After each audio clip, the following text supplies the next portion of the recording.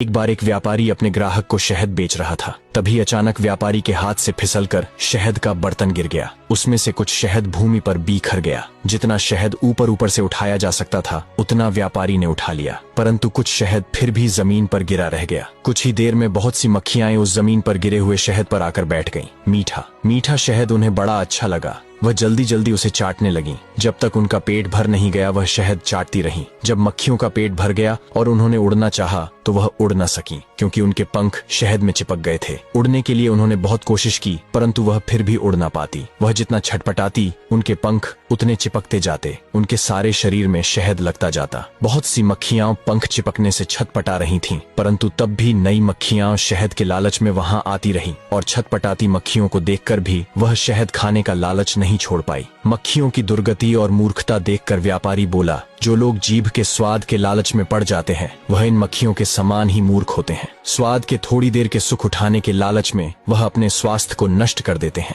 रोगी बनकर तड़पते हैं। निष्कर्ष, थोड़े समय के स्वाद और सुख के लिए अगर हम अपने शरीर को नुकसान पहुंचाते हैं तो अंत में हमें ही कष्ट सहना पड़ता है। लालच और तात्कालिक सुख के पीछे भागने से हम अपने भविष्य को खराब कर लेते हैं। इसलिए हमें संयम से काम लेना चाहिए और अपने स्वास्थ्य का ध्यान रखना चाहिए।